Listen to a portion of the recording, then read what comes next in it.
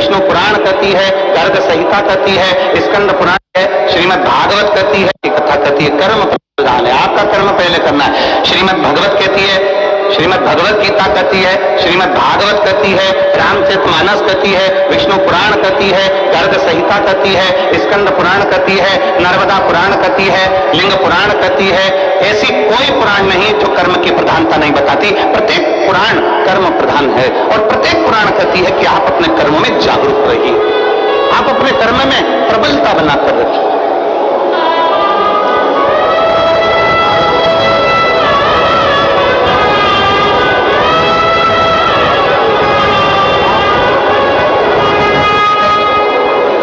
हमारे बीच में माननीय पवन साय जी, भाजपा प्रदेश संगठन मंत्री छत्तीसगढ़ शासन से, एवं माननीय नंदन जैन जी, भाजपा प्रदेश कोषाध्यक्ष छत्तीसगढ़ शासन से आए हैं। आप दोनों पधारे, व्यासपीठ का पूजन करने के लिए पधारिए। एक बार इनके लिए जोरदार ताली बजाकर स्वागत वंदन।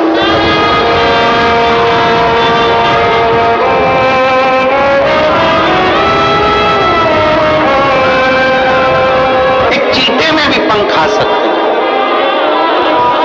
बस उसमें कर्म की लगनता होना चाहिए।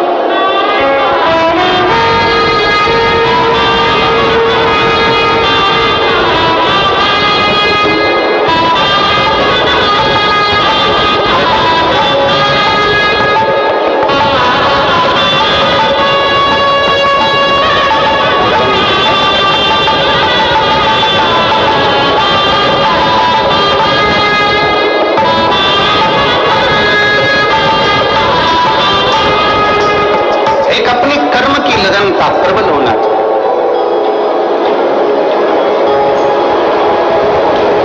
और जब हमारे कर्म की लगनता प्रबल होगी तो हम अग्रण्यता की ओर बढ़ेंगे। पर हम अपना कर्म पूरा नहीं कर पाते। हम उसको सोच लेते हैं मेरे बस का नहीं है, मैं नहीं कर सकता, मेरे बस में नहीं है, मैं ऐसा नहीं कर पाऊंगा, ये मेरे बस का नहीं है। नहीं, शिव कथा कहती है दुनिया का सबसे बड़ा पाप है अपने आप को कमजोर समझना। हम क्यों कमजोर समझते? और मैंने तेरे ही भरोसे बाबा, तेरे ही भरोसे हवा बिच उड़ती जावांगी बाबा, डोर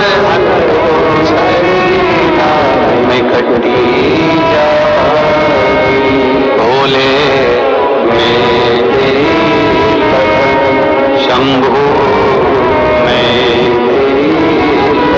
माता पार्वती जी ने अपना तप किया, अपनी साधना करी, अपना लक्ष्य नहीं छोड़ा। Hello motto,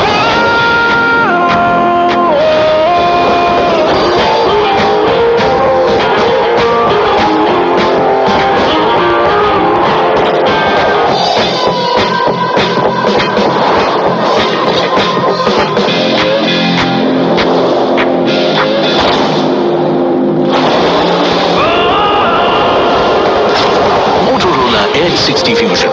Edge out the ordinary. Hello मोटो,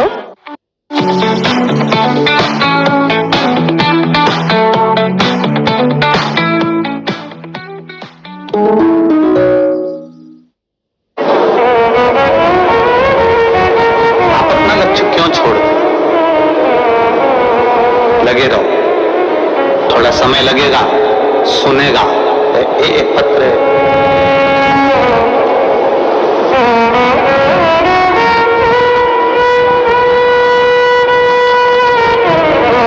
राजकुमारी यादव, पति श्री शांतिलाल यादव, पोरिया कला, पुरानी बस्ती, वार्ड नंबर 54, दुर्ग की निवासी हूं। आप ही हैं? श्री शिवाय नमस्ते। एक लोटे जल का मैं क्या वर्णन करूं, आ जाओ बेलपत्र लेकर चले।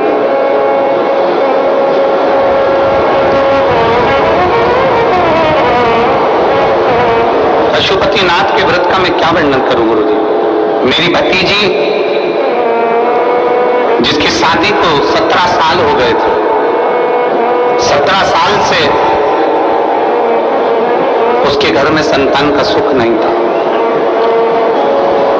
ऐसी कोई जगह नहीं जहां हम हमारी भतीजी को लेकर नहीं गए, और 17 साल उसको हमने हर जगह हर डॉक्टर को दिखाया, टेस्ट पे भी करवाया, पर संतान का सुख नहीं आया। हमने हमारी भतीजी को पशुपतिनाथ का व्रत का वर्णन किया और उसको सफेद आंकड़े की जड़ का वर्णन किया। मेरी भतीजी ने 3 बार पशुपति व्रत करे पर संतान का सुख नहीं आया, चौथी बार पशुपति व्रत करे पर संतान का सुख नहीं आया। तब मेरी भतीजी ने सोच लिया कि अब मैं पशुपति व्रत भी नहीं करूंगी, अब मैं शिव को नहीं मानूंगी। तब उसके पति स्वयं कहे कि तू एक बार और कर। वो सियोर वाला महाराज कहता हिम्मत मत हारना, बाबा देगा जरूर। 5वीं बार पशुपति व्रत करा और बाबा की कृपा ऐसी हुई कि बाबा की कृपा से 15/7/2024 को मेरी भतीजी क्या 17 साल के बाद संतान की प्राप्ति, जिसका फोटो में लगा रही हूं। फोटो को आप लोग LED पर देख सकते हैं। 17 साल बाद मेरे भतीजी के यहां संतान की प्राप्ति, अर्थात वही कथा जो अभी चल रही है कि दुनिया का सबसे बड़ा पाप अगर कुछ है तो अपने आप को कमजोर समझ। हम हिम्मत क्यों हारे?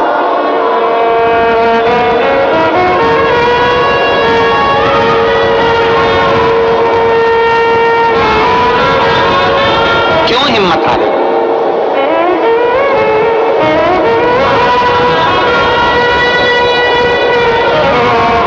आप लोग पशुपतिनाथ का व्रत करते हो?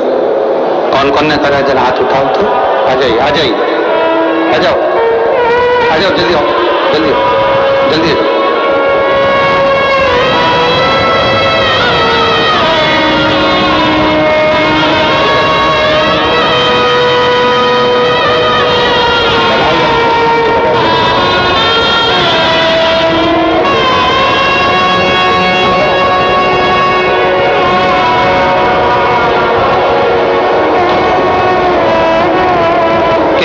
पशुपति व्रत किया? बहुत बढ़िया, रख लो, रख लो।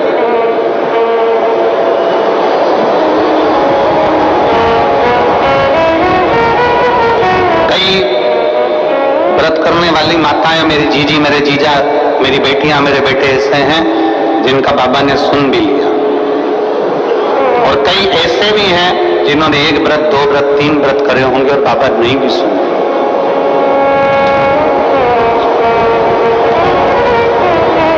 निवेदन है, थोड़ा रुकना, नहीं सुन रहा ना बाबा, थोड़ा रुकना, 2-3 महीना रुकना, 2 महीना रुकना, 1.5 महीना रुकना, 15 दिन रुकना, फिर एक बार विश्वास के साथ, फिर एक भरोसे के साथ टीवी पर शिव महापुराण की कथा सुनना, मोबाइल पर कथा सुनना, यदि पंडाल में मिल जाए तो पंडाल में सुनना, और उस दिन से फिर नियम बना लेना कि बस मैंने कथा सुन ली है, अब मैं विश्वास रखकर 5 व्रत मेरे पशुपतिनाथ के फिर करूंगी, और मेरा भरोसा करता है मेरा शंकर मेरी झोली खुशियों से भरेगा। फिर विश्वास।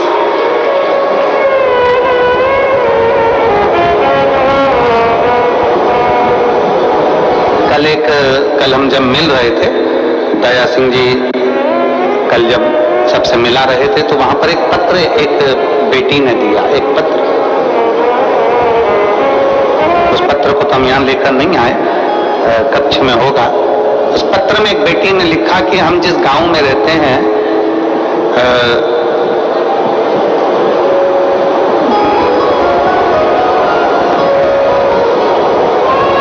उसने उसके गांव का नाम भी लिखा था कोई। हम उस गांव में जहां हम रहते हैं वहां पर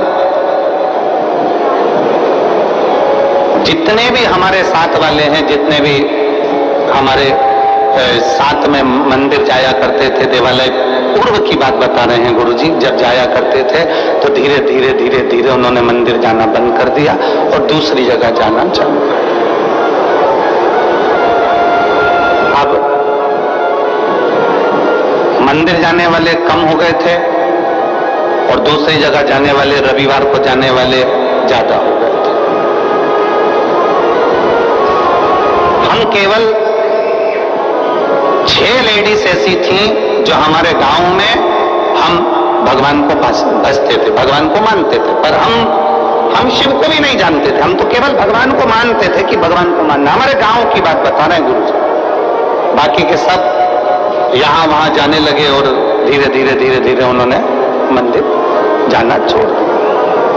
और ऐसा नहीं गुरु जी कि कोई साधारण लोग हों और वो मंदिर छोड़ दिए हों। बहुत बड़े बड़े लोग मंदिर को छोड़कर दूसरी जगह जाने लगे। गुरुदेव, आपकी कथा सुनने के बाद में हमारे पास में पत्थर का शिवलिंग नहीं था, हमारे पास में पाषाण का शिवलिंग नहीं था। हमने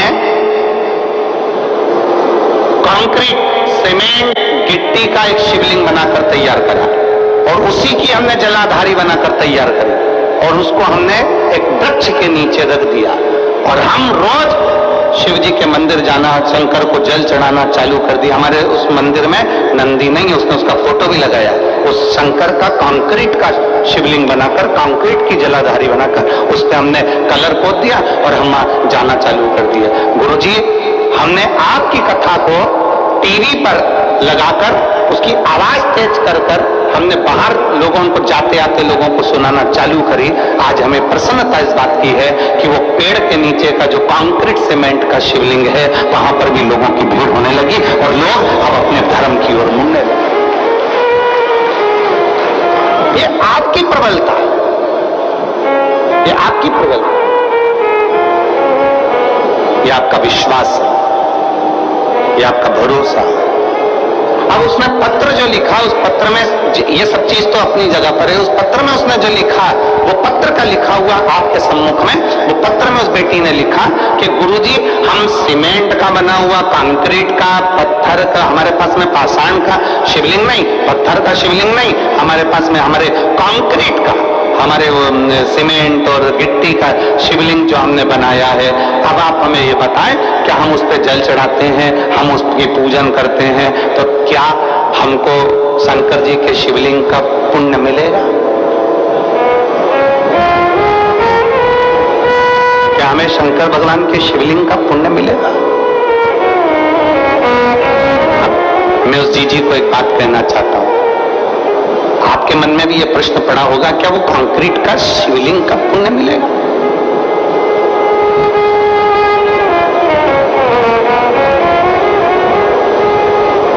पहले तो मैं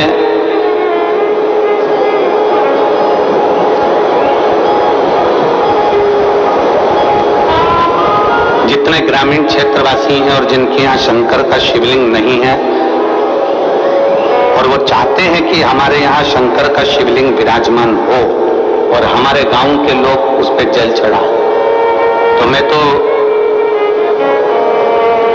ये जितनी समितियां यहाँ पहले कथा करवा चुकी हैं, चाहे वो दया सिंह जी, आपको भी कहूंगा, और पीछे के जितनी समितियां पूर्व की भी हुई हैं और आसपास अमलेश्वर और हमारे क्षेत्र में जहां जहां हमने कथा करी है, एक ऐसा छत्तीसगढ़ में एक ऐसा स्थान नियुक्त किया जाए कि अगर किसी ग्रामीण में भी अगर शिवलिंग की जरूरत हो तो ओमकारेश्वर से या ममलेश्वर से या नर्मदा के तट से एक कंकर का भले छोटा सा शिवलिंग लाकर दिया जाए, जिससे वो गांव में पूजन होने लगे और उस गांव के आनंद हो।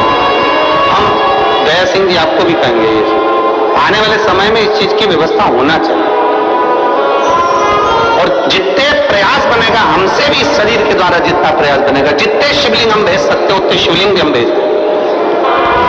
बहुत प्रयास करेंगे जिससे गांव गांव में, आज लोग जो धर्मांतरण हो रहा है, गांव गांव में लोग इधर उधर भटक रहे हैं और इधर उधर जा रहे हैं, वो सब बचकर भगवान शंकर के शरण में जाना प्रारंभ करें। ऐसा प्रयास किया साधु का बहुत। प्रश्न यहां अड़ गया कि वो सीमेंट का, वो कंक्रीट का शिवलिंग पर हम जल चढ़ाएंगे, वो कंक्रीट के शिवलिंग पर हम जल चढ़ाते हैं, वो कंक्रीट के, वो सीमेंट के शिवलिंग पर हम जल चढ़ाते हैं, तो क्या हमें वो पुण्य मिल सकता है। तो मेरा उस जीजी से निवेदन है, एक बहुत सुंदर कथा हमारी शिव महापुराण में आती है, एक बहुत सुंदर कथा हमारे यहाँ हमें सुनने को मिलती है, आप उस कथा का स्मरण करिएगा। भानु नाम का एक छोटा सा बच्चा था,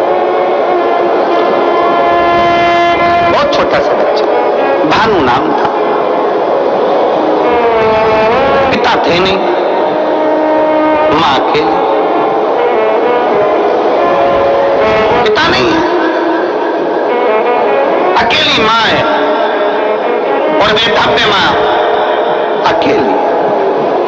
भानु का पालन पोषण कर रही है, खूब अच्छे से उसको रख रही है, खूब अच्छे से उसको खिला रही पिला रही, जितना बन सकता है उससे बात करती है। सुंदर दृष्टांत है। वो बेटी अगर यहाँ बैठकर कथा सुन रही हो या टीवी पर कथा सुन रही हो कि कंक्रीट के शिवलिंग को हमने बना दिया और पूरा गांव वहां जाना चालू कर दिया, तो क्या उसका पुण्य मिलेगा कि नहीं मिलेगा, हमको हमारे खाते में पुण्य जाएगा कि नहीं जाएगा, वो बात मूल है।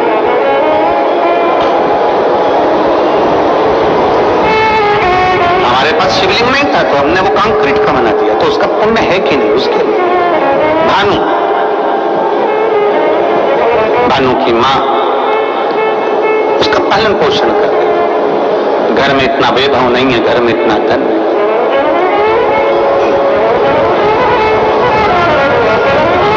एक बात आज फिर कहते हैं, तुम्हारे घर में धन की कमी होगी ना, चल जाएगी। धन की कमी होगी तो बच्चा बचपन में रोएगा, धन की कमी होगी तो बच्चा खिलौने के लिए रोएगा, धन की कमी होगी तो बच्चा कपड़े के लिए रोएगा, धन की कमी होगी तो बच्चा गाड़ी के लिए रोएगा। अगर तुम्हारे घर में धन की कमी है ना, चलेगा, पर तुम्हारे घर में संस्कारों की कमी नहीं होना चाहिए, न तो जिंदगी भर रोना पड़ेगा।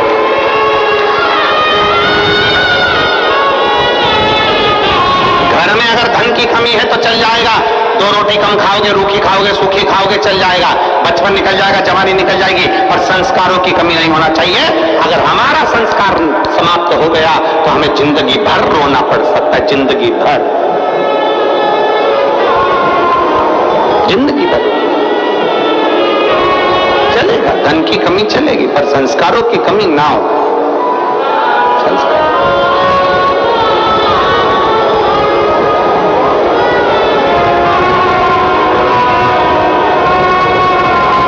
और जितना बन सकता है अपने संस्कारों में कोई कमी ना हो। भानु की मां भले धन में कमी थी पर संस्कारों में कमी नहीं रखी भानु की। एक दिन भानु ने अपनी मां से पूछा, मां सबके घर में खूब सारा ठाठ है पर हमारे घर में कुछ नहीं है। मां के मुख से निकल गया, जिस दिन महादेव चाहेगा उस दिन ठाठ भी दे देगा, जिस दिन महादेव चाहेगा उस दिन ठाठ दे देगा। 5 वर्ष का भानु जहां भी खेलने बैठता है, जहां भी खेलता है, खेलते खेलते मिट्टी को उठाकर, धूल को उठाकर, जो जमीन पर खेलता है तो वहां की मिट्टी को ऐसा इकट्ठा करता है, शिवलिंग बनाता है, जलाधारी बनाता है, पेड़ पत्ती का पत्तियां तोड़ता है वृक्षों से, उसके ऊपर चढ़ा देता है। थोड़ी देर बाद भानु उसको मिटा देता है। फिर कहीं खेलता है, मिट्टी में गया, मिट्टी का शिवलिंग बना लेता है, पत्तियां तोड़ता है, शिवजी पे चढ़ा देता है, उसको मिटा देता है। 4 छोटी छोटी डंडियां लाकर खड़ी करता है, उस पे झोपड़ी बनाता है, उसके अंदर एक मिट्टी का शिवलिंग बना लेता है, उस पे पत्तियां लाता है, तोड़कर चढ़ा देता है। ये केवल भानु की कथा नहीं, ये आपकी और हमारी भी कथा है। बचपन में कई बेटियां, बचपन में कई बेटे, बचपन में छोटे छोटे लड़के, सोमवार आता है, मंगलवार आता है, बुधवार आता है, गुरुवार आता है, ऐसे कई दिन, कोई शिवरात्रि, कोई सावन का महीना आता है, छोटे छोटे बच्चे डंडियां लाते हैं, तोड़कर छोटी छोटी डंडियां तैयार कर कर उस पर छप्पर डालकर उसमें मिट्टी का शिवलिंग बना लेते हैं, उसका श्रृंगार कर देते हैं, उसके ऊपर पत्ता पत्ती लाकर चढ़ा देते हैं। कई लोग हंसते हैं, बताओ कैसा मूर्ख है, कैसे इसमें अक्ल नहीं है, छोटा सा बच्चा है, इसने ऐसा कर लिया। घर के अंदर वो भगवान की पूजन करता है, छोटा सा बच्चा।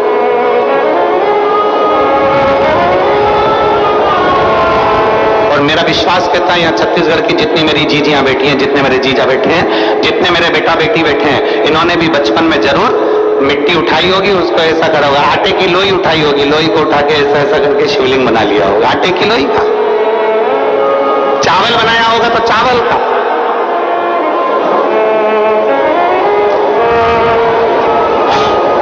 बोलो बोलो, सही है कि गलत है? बचपन में खेलते समय मिट्टी का, धूल का, पत्थर का, आटे का, जो मिल जाता था उसका हम शिवलिंग कई बार बना लेते थे। कितना सुंदर कहा इस दृष्टांत के अंदर कि भानु मिट्टी का शिवलिंग बनाता, मिटा देता, जो मिल जाता उसको, धूल मिल जाती धूल का बनाता, मिटा देता।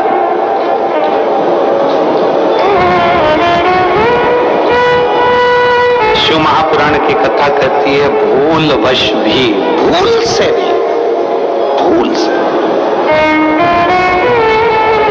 कितना सुंदर कहा। कई बार बादल देखते हैं ना, बादल, कई बार बादल देखते हैं तो बादल में भी शिवलिंग का दर्शन होता है। कई बार वहां शिवलिंग आया नहीं है, वहां शिवलिंग आया नहीं है, पर बादल देख रहे हो और दूसरे भी देख रहे हैं, उनको नहीं दिख रहा है, पर आपको बादल में ऐसा लग रहा है कि ये जलाधारी है, ये शिवलिंग है, ये सामने नंदी है, ये शंकर है, ये पार्वती है। बादल में भी आपको शिवलिंग का दर्शन हो रहा है। कई बार पानी में, कई बार शिवलिंग में, कई बार वृक्ष में, कई बार बेलपत्री की पत्ती में भी शंकर के शिवलिंग का दर्शन हो जाता है। कई बार फूल में शिवलिंग का दर्शन हो जाता है। क्यों, किस लिए, किस भाव से? तो हमारे यहाँ दृष्टांत सागर कहता है, अगर तुम्हारी नेत्रों से तुम्हें बादल में, जल में, थल में, पाषाण में, मिट्टी में, धूल में भी अगर भूल से भी तुमने शिवलिंग का निर्माण करा है या दर्शन करा है, तो तुम्हें तुम्हारे खाते में एक शिवलिंग के निर्माण का पुण्य तुम्हारे खाते में जुड़ जाता है और उसका फल तुम्हें मृत्यु के पहले प्राप्त जरूर होता है। वो मिलता जरूर है। अब बादल में शिवलिंग बना, बादल में धुएं से, भाप से शिवलिंग का दर्शन हुआ, तो यहाँ शिवलिंग बना नहीं है, ये आपकी दृष्टि में, आपके मन में शिवलिंग समाया था, तो आपने उसको शिवलिंग बनाया। खुद एक ऐसा लग रहा है, ऐसा लग रहा है ना कि सामने जलाधारी है, ऐसा लग रहा है ना सामने शिवलिंग है, ऐसा लग रहा है ना कि सामने शंकर है। मतलब तुमने अपने दिल से बादल में भी शिवलिंग बनाया है, मतलब एक शिवलिंग बनाने का पुण्य तेरे खाते में जा चुका है। तुमने बेलपत्र में दर्शन करा, देखो ऐसा लग रहा है ना ये जलाधारी है, ये शिव है, ऐसा लग रहा है ना, मतलब तुमने बेलपत्र में भी शिवलिंग बनाया है, एक शिवलिंग का पुण्य तुम्हारे खाते में चला गया। केवल एक मिट्टी का बनाया, पाषाण का बनाया या कोई चीज का बनाया, ये हमारे खाते में पहुंच गया। एक शिवलिंग भले तुमने दिल से, मन से, भाव से बनाया, पर पहुंच गया।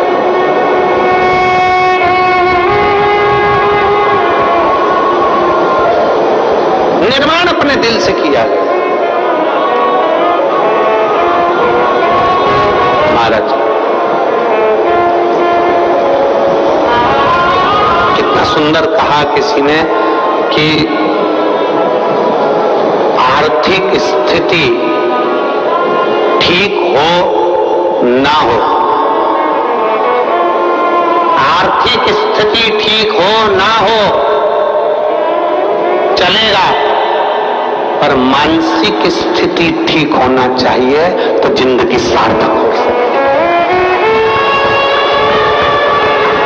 आर्थिक स्थिति ठीक हो ना हो चलेगा, पर मानसिक स्थिति ठीक होना चाहिए। घर में धन तो बहुत बढ़ गया, आर्थिक स्थिति ठीक हो गई, पैसा पैसा हो गया, पैसा पैसा हो गया, और मालूम पड़े बच्चे गलत संगत में पड़े हैं, बेटी गलत संगत में पड़ी, बेटा गलत संगत में पड़ा, परिवार गलत संगत में पड़ा। हम पहले भी एक बार कथा में कहे थे, आज फिर कहते हैं, कुत्ता पाला तुमने, किसने पाला? तुमने। कुत्ते को चेन बांधी तुमने, कुत्ते को पट्टा बांधा तुमने, कुत्ते को भोजन कराया तुमने, कुत्ते को स्नान कराया तुमने, कुत्ते को इत्र लगाया तुमने, कुत्ते को अच्छा अच्छा खिलाया तुमने, कुत्ते को घुमाने ले गए तुम, कुत्ते से प्रेम करा तुमने, और जरा विचार करिए तुम्हारा ही पालतू कुत्ता एक दिन तुम कोई काट खाए तो तुम्हें कैसा लगेगा? बोलो जल्दी बोलो, अरे बोलो तो, अच्छा लगेगा? तुम्हारा ही पालतू कुत्ता तुम्हें काट खाए अच्छा नहीं लगता। उसी तरह धन कमाया तुमने, पैसा कमाया तुमने, दिन रात एक करा तुमने, पैसे के लिए पूरी जिंदगी तोड़े तुम, कमा कमा के लाए तुम, और वही पैसा घर में आया और तुम्हारा बेटा मदिरा पान में, तुम्हारा पति मदिरा पान में, जुए में, वेश्यावृत्ति में, गलत काम में अगर लग गया तो जरा विचार करो कि तुम्हारा कुत्ता ही पालतू तुमको काट गया। तुम्हारा पालतू कुत्ता तुम्हें काट गया, जरा विचार करिए। तुम्हारे कमाए धन को अगर तुम वेश्यावृत्ति में लगा रहे हो, तुम्हारे कमाए धन को तुम जुए में लगा रहे हो, तुम्हारे कमाए धन को तुम मदिरा में लगा रहे हो, तुम्हारे कमाए धन को तुम गलत जगह पर लगा रहे हो, तो समझ लेना कि तुम्हारा पालतू कुत्ता तुम्हें काट रहा है। तुम्हारा कुत्ता तुम्हें काटे ये अच्छी बात नहीं है।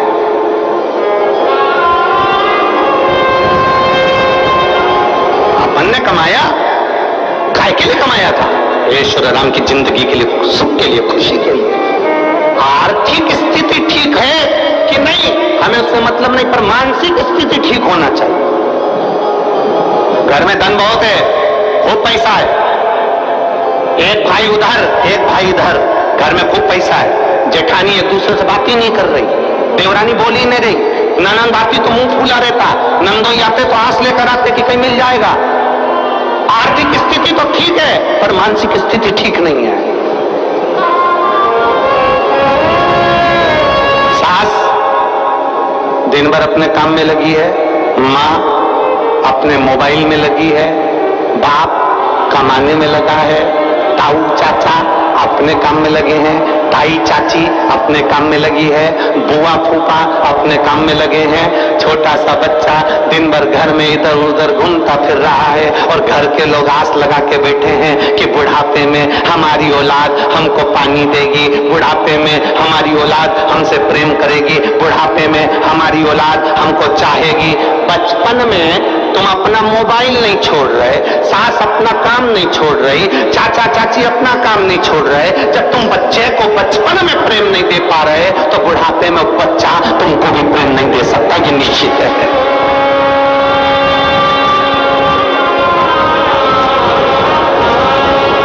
सवेरे 7 बजे का बच्चा स्कूल जाता है, कितने बजे स्कूल जाता है? बोलो बोलो, तुम बोलो। 6 बजे 7 बजे बच्चा स्कूल जाता है, 8 बजे स्कूल जाता है, कितनी बजे आता है? बोलो बोलो, जम के बोलो। है 1-2 बजे आता है, 1 बजे 2 बजे 1:30 बजे 3 बजे 12 बजे, जितनी बजे भी बच्चा आता है। सवेरे 8 बजे का गया बच्चा 12-1 बजे आता है, 12-1 बजे बच्चा आता है, और आते से ही बच्चा आया और आने के बाद उसको मम्मी ने बस थोड़ा बहुत खाने पीने का दिया और मालूम पड़े फिर अपना फिर वापिस वो मोबाइल माँ लेकर अपने कमरे में चली गई, लेट गई, सो गई, अपने कमरे में अपना मोबाइल में मस्त हो गई। बच्चा क्या कर रहा है? दादी अपने कमरे में, दादा अपने कमरे में, बुआ अपने कमरे में, चाचा अपने कमरे में, चाची अपने कमरे में, ताई अपने कमरे में, और बच्चा दिन भर क्या कर रहा है? अभी आया वो स्कूल से, थोड़ा माँ का फर्ज बनता है, थोड़ा दादी का फर्ज बनता है, थोड़ा चाची का फर्ज बनता है, थोड़ा ताई का फर्ज बनता है, थोड़ा बुआ का फर्ज बनता है कि घर के पुरुष अगर कमाने के लिए गए हैं तो घर की स्त्री उनके पास बैठकर उनकी शिक्षा का अध्ययन पूछे, क्या पढ़ा, कैसा रहा, स्कूल में किसी ने कुछ कहा तो नहीं, कोई मारे ठोकी तो नहीं, कोई गलत काम तो नहीं, कोई गलत विचार तो नहीं। बच्चा जब गलत कर आता है तब चिल्लाते हो, पर जब जरूरत है बच्चे को कि क्या कर रहा है क्या नहीं कर रहा, आपका मोबाइल एक तरफ पटक कर थोड़ी देर बच्चों को प्रेम देने का प्रयास करो, आपका घर एक तरफ रखकर बच्चों को थोड़ा स्नेह देने का प्रयास करो। जब वो बच्चा 3-4 बजती है, कोचिंग चले जाता है, ट्यूशन चले जाता है, शाम को आता है, सोने का समय हो जाता है, आपको समय देते कहाँ बच्चों को? आप अगर अपने बच्चे को प्रेम से आधा घंटा भी दोगे तो ये निश्चित है तुम्हारे बुढ़ापे की घड़ी में बच्चा भी तुमको 1 घंटा देगा। आप अपने बच्चों को दे पा रहे हो? आप अपने बच्चे को प्रेम कहां दे पा रहे हो? और आस लगा के बैठे हो मेरी बहू आएगी, गरम रोटी खिलाएगी, हरिओ भिलाई वाली, आज की बहू आएगी, पति को होटल ले जाएगी, खुद खाएगी और तेरे को ठेंगा दिखाएगी। आस मत रखिए।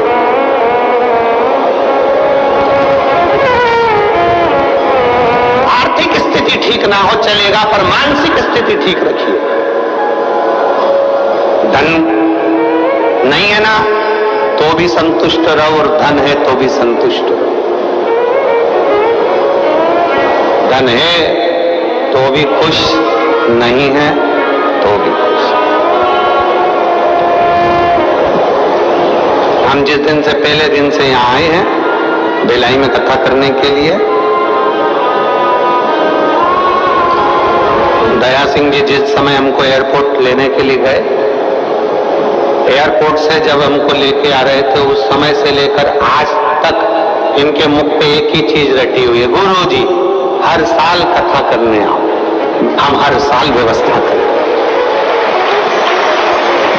ऐसा एक दिन नहीं गया कि इन्होंने, इस व्यक्ति ने एक बार भी अगर छोड़ दिया हो, ऐसा कोई दिन नहीं गया। रोज एक ही बात, गुरुजी सावन का महीना या कोई भी महीना आप दे दिया करो, साल में एक बार हमारे भिलाई वासियों को शिव महापुराण की कथा सुनने को मिल जाएगा। प्रयास साधु का ऐसा प्रयास।